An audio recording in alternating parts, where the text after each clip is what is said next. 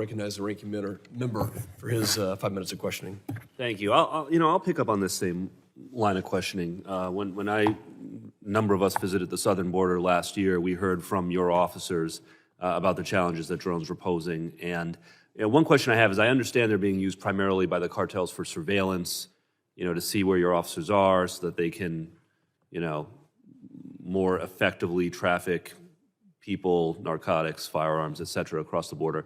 Do you see any evidence of the cartels using drones to actually move some of that contraband? Like, I'm thinking specifically of fentanyl. Are they using UASs to actually move fentanyl across the border?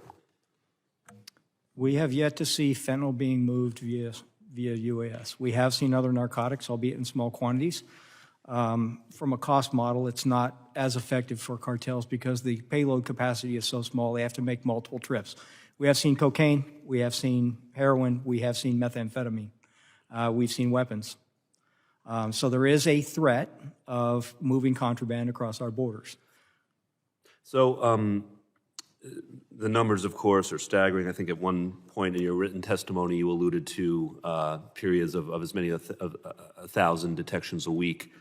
But the number of mitigations at the southern border was 86 in fiscal year 23 and 60 in fiscal 24. So why so few as a percentage of the whole? What are the barriers that you're facing? Well, again, many of these detections occur in foreign airspace, thereby we cannot mitigate. Actually, a very small percentage actually incur into the United States. So, for example, in the southwest border, only 5% of that large number actually affected an incursion.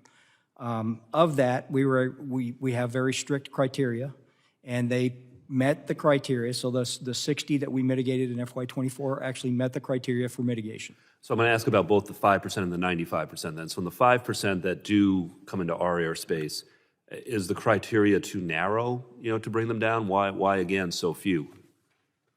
Well, again, one of the things that's notable here is that those are not 2,500 unique identifiers. You have repeat offenders. So we take down or mitigate one drone. Of that large number, that could be responsible for hundreds of those detections. So these are events, not necessarily individual drones, these statistics? That's correct. Okay. So on the 95%, or really I guess 100%, even if you don't have the authority to bring them down, those that are over foreign airspace, do you still have the ability, the technological ability to track where the operators are and to alert the Mexican or Canadian authorities as to where the operators are? And can you explain what that process is like? Absolutely. And we do communicate directly with our foreign partners, and our communication is healthy, our sharing of information is healthy. And so what you just described is exactly what we do. And is it working? Does it happen? I mean, when you notify Mexican authorities, for example, that, hey, we've got a drone and we know where the operator is, I mean, are they pursuing the operators? Do you have success stories? Again, are there gaps that need to be filled in that process? Can you elaborate? Well, again, we have to rely on so in the case of Government of Mexico, we have to rely on our Mexican partners to respond. A lot of times these are in areas that are not highly populated. They're very difficult to get to. They're also controlled by cartels. So by the time law enforcement responds, it's very challenging for them.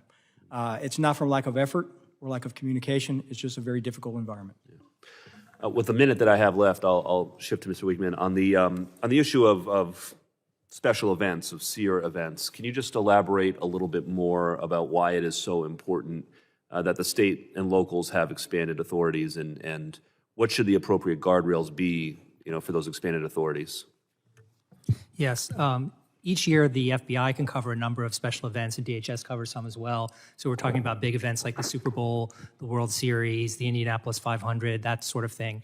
But obviously, those are not the only events that could be subject to an attack or a drone threat. You have many other football games, baseball games, soccer games, the World Cup. And if you add them all up, just focused on sporting events, even forgetting about New York Times, New Year's celebration, there's all manner of events. So we can only cover a tiny fraction of those in any given year. And so if Congress gives the authority to state and locals to engage in the same activity, that vastly expands the scope of what counter-drone protection. I'll just note for the record, thank you. I I understand the need to expand that authority for the state and locals for these special events. I will just highlight, though, I think training is going to be very important in this because there are plenty of people who fly drones at, high school football games and stuff for legitimate reasons. And we'll just need to make sure that the state and locals have the training to know how to kind of go after the bad guys without overly penalizing the good guys. But I take your broader point. And Absolutely. I yield back. That's a big part of it, the training. Thank you.